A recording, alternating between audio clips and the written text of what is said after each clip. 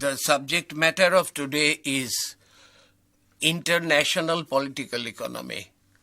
This theory is called international political economy because of a complex interplay between forces of economics and politics, between states and markets. There are three main theories in this regard. One is known as mercantilism, second is economic liberalism, and the third is Marxism.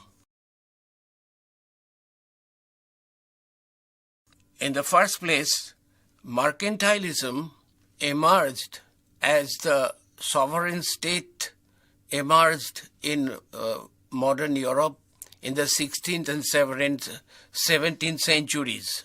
The main premise of this theory is that the economy of the society should be subordinated to the cause of building a strong state. Of course, the mode of accumulation of wealth and mode of ensuring the prosperity of the economy, advancement of the economy, differed from time to time. 16th century Spain acquired wealth from its colonies in Latin America through the acquisition of silver and gold bullions, whereas the Netherlands mostly acquired its prosperity through overseas trade. And subsequently, Britain attained her prosperity through industrialization and industrial development. The main proponents of this theory, the first State Treasury Secretary of the United States of America, that is Alexander Hamilton, and the 19th century German economist Friedrich List was also an important exponent of this theory. In recent times, mercantilist theory has harped on the successful economic development of Japan and East Asian countries. The second theory of economic liberalism arose as a critique of mercantilism by the economic liberals. They held that the economy should be completely left alone, freely to develop according to the free operation of the forces of supply and demand. David Ricardo, for instance, was an early exponent of this free market ideology. According to Ricardo, countries enjoy certain comparative advantage. If there is free exchange and free competition among the countries, every country stands to benefit from this process, and it will promote specialization and relative efficiency. Another exponent of this theory was Adam Smith, who held that forces of supply and demand should be completely autonomous, should be completely free from any sort of state intervention. However, this free market philosophy received a setback during the Great Depression in the USA from 1929 to 1933. Then the famous British economist John Maynard Keynes recommended an interventionist role of the state for the stabilization of the markets, for ensuring full employment conditions. So for a better, more efficient management of market, an interventionist role was accepted. Keynesian economic theory was popular in the 30s, and even in the post-World War situation, this Keynesian policy of stabilizing economy was accepted. However, in the 1980s, we witnessed there was a revival of liberal economic theory, or which is known as neoliberalism. It was mainly preached by the President Ronald Reagan of the United States of America, and Prime Minister Margaret Thatcher of United Kingdom. According to this neoliberalism, or this new form of liberalism, what is needed is liberalization of the markets worldwide. And everywhere we found there were attempts to make economies more liberal, free from state control, and free from any sort of subsidization. The third theory, that is Marxism, has its own theoretical position, which is completely opposite to and critical of liberalism. According to Karl Marx, it is the economic structure that determines the political superstructure of the society. So the economy is the site of dominance, is the site of exploitation by the propertied classes. Historically, there have been ruling, dominant and exploiting classes like the slave owners versus the slaves. In feudalism, the lords and the serfs, they struggled with each other. In modern days, capitalism, we find society is divided between the ruling capitalist class, or what Marx called the bourgeoisie, and the proletariat, that is the working class.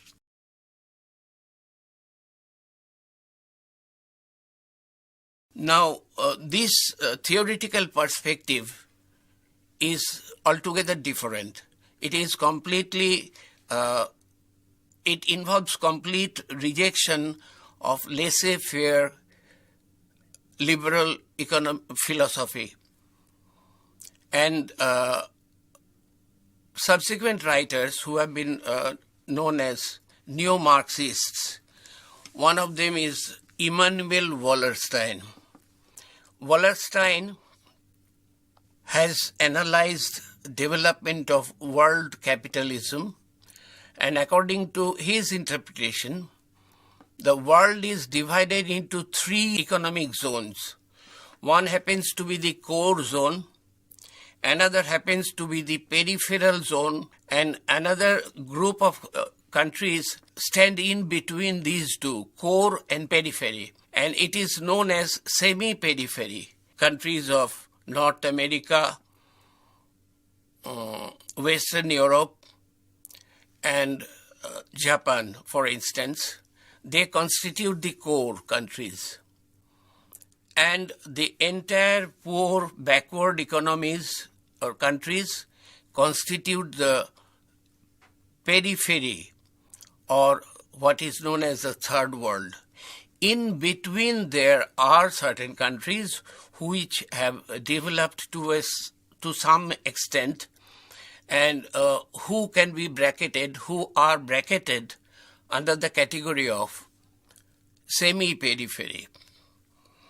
Now, these three theoretical perspectives have given birth to three important debates. The first debate is hegemonic stability. The second debate is underdevelopment of the third world. The third issue is the issue of globalization. So far the first debate is concerned, that of hegemonic stability. It is held that a hegemon, sort of a world policeman, sort of a dominant economic power, is necessary for ensuring free trade across all the nations. Why it is necessary? Because free competitive trade constitutes by itself a public good, and a public good or a public service can often be subjected to cheating. There can be free riding. As we happen to see, for instance, in public transport, there is necessity of checking whether travelers have bought tickets or not. Similarly, in international trade also, we have to build up a trade regime, and we have to ensure the rules of the regime are strictly honored, observed by all the states participating in that trade regime.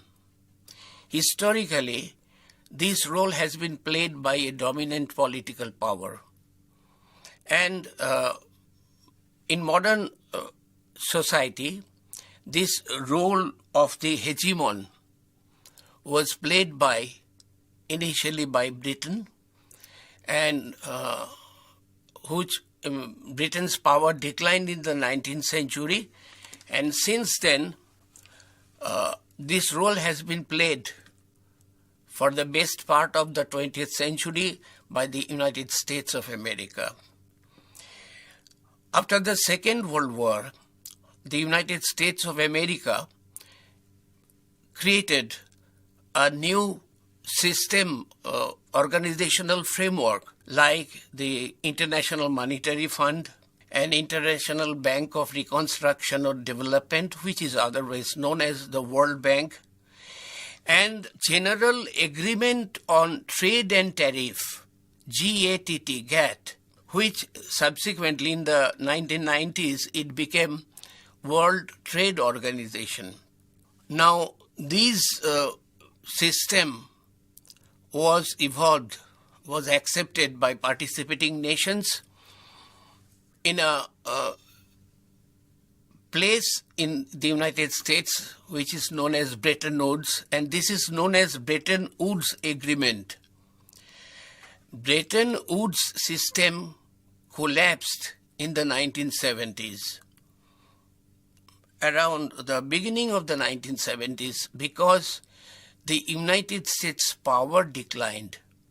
There was a relative economic decline of United States.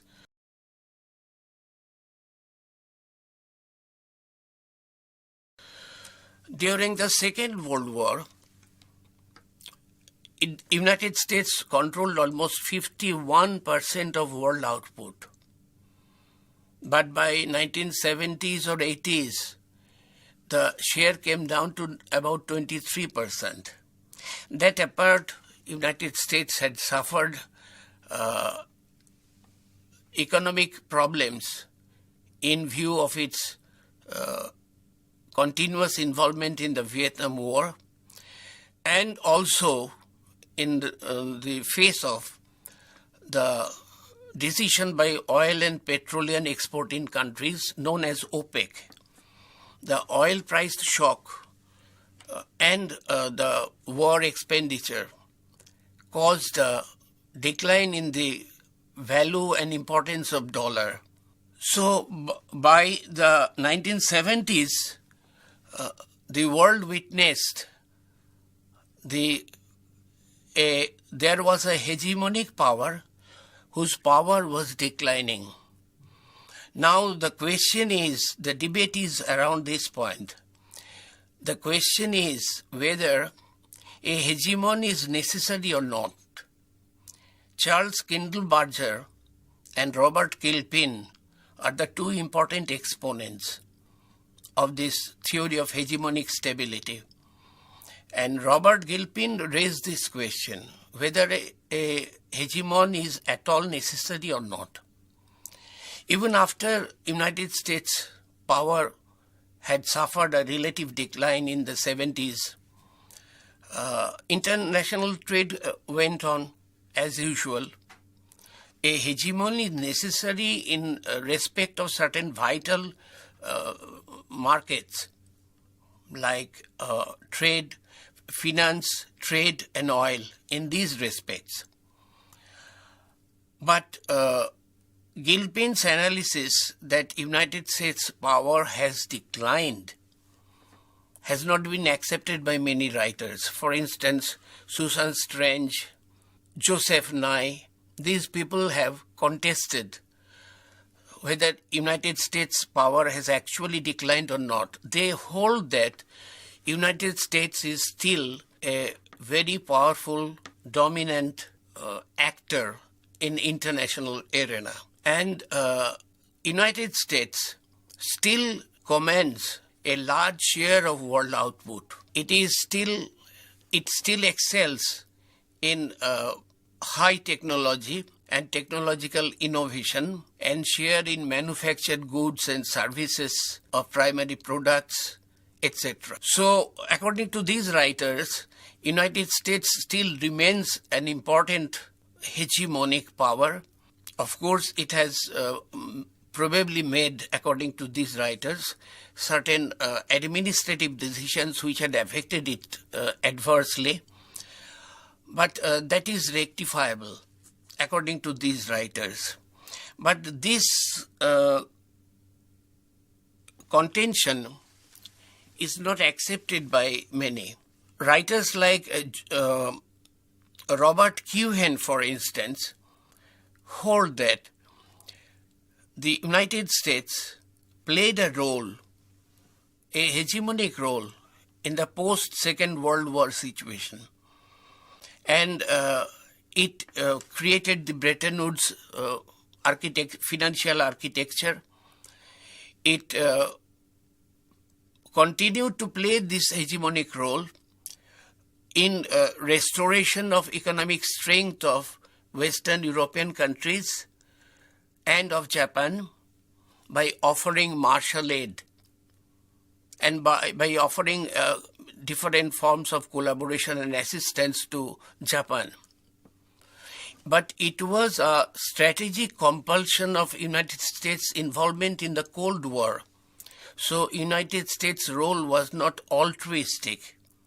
The Marxists or the neo-Marxists, in addition, contend that United States' hegemonic role was not truly global, because United States, the assistance that it extended to European countries after the Second World War and to Japan, this was not accepted by the former Soviet Union and the entire countries belonging to the Soviet bloc. In the post-World War situation, the Soviet bloc itself was an important bloc because there were several East European countries which were communist.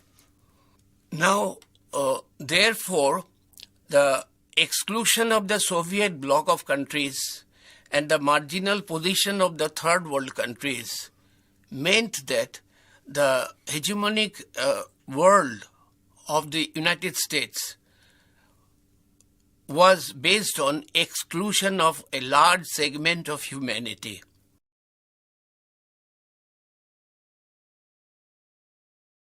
The next important debate is around the question of poverty of the third world, or what is known as underdevelopment of the third world.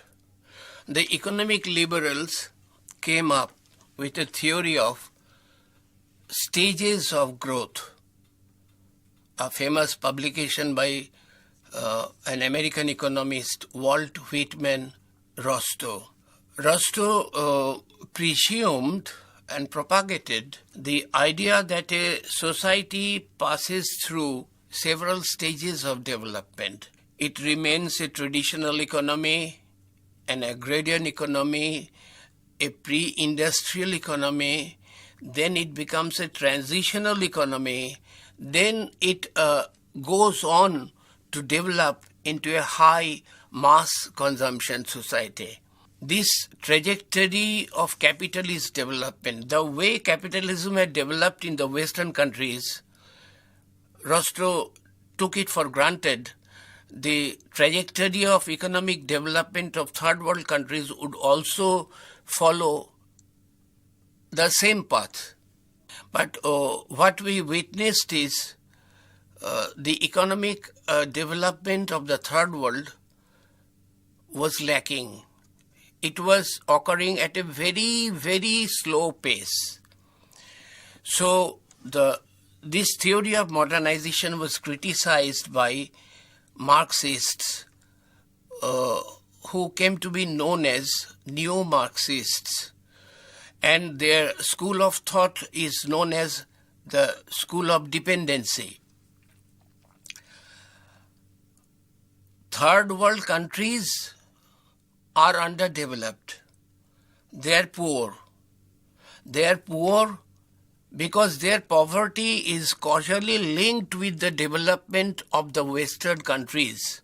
It is on the basis of the drainage of resources, drainage of wealth from the former colonies, which now constitute the third world almost, that the prosperity of Western countries was based upon. So, development of the West was achieved at the cost of underdevelopment of the third world. That was the claim of the dependency theorists. And these dependency theorists wanted a complete delinking with capitalist economies.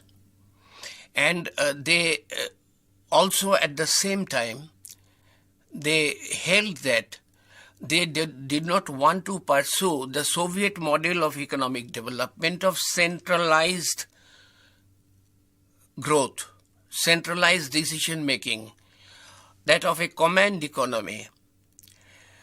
So what they wanted was decentralization, and therefore they differed both from the traditional liberal economics as well as from Soviet Marxist economists. And instead they wanted to completely delink the countries of the third world. But radical dependency came under fire in the 70s. On the other hand, we witnessed there was a successful development of certain countries known as four Asian tigers: South Korea, Taiwan, Hong Kong, and Singapore.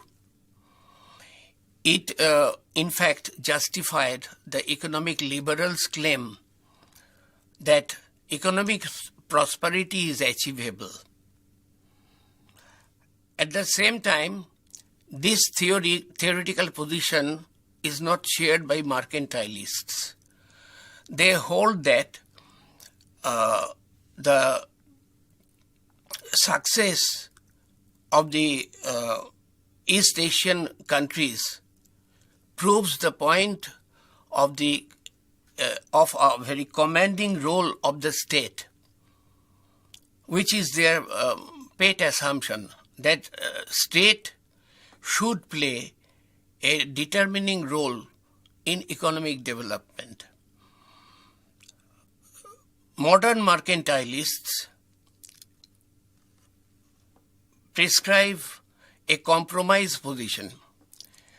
They want to retain some liberal character of the economy, but at the same time, they hold that the states do play an important role in the entire decision-making process.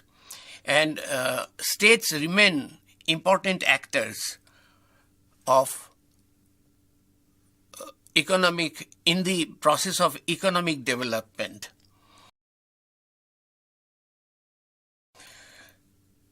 So we come to the last important debate, that is globalization. What is globalization? Globalization is intensified interdependence in social, economic, and cultural relations across international borders. This globalization process was championed by the Thatcherites and the followers of President Reagan's policies. In fact, Marxists have always criticized globalization as the latest form of capitalism on the march. It is purely capitalism spreading its tentacles across the frontiers of different countries, nothing else. Now, this globalization was strongly recommended, accepted by optimistic economists like Milton Friedman, whereas the mercantilists reject this. They say that, they hold that globalization has not marked any qualitative shift. It is just bringing in more of the same. It is not intensified interdependence. What they want is the continuance of global capitalist system parallel to global economy. And the neo-Marxists have also strongly criticized it, because globalization means what? Globalization does not mean interdependence. According to them, globalization means increasing dependence of poorer countries on the countries of the first world, which are called the macro regions. Today what has happened? United States alone is not the sole dominant hegemonic player.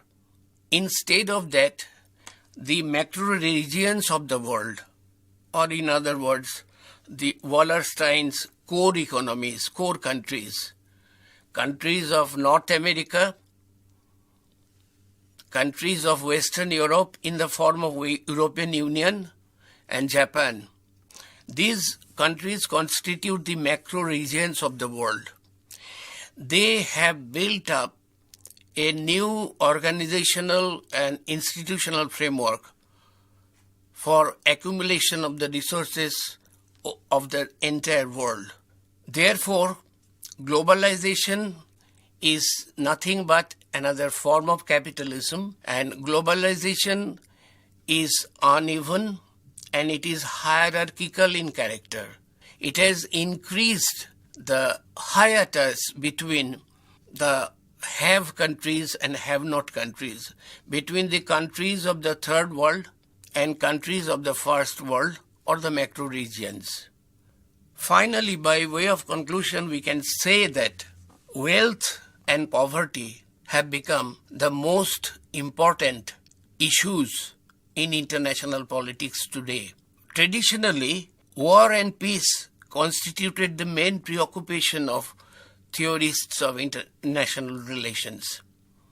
But today, war on a large scale has been on the decline.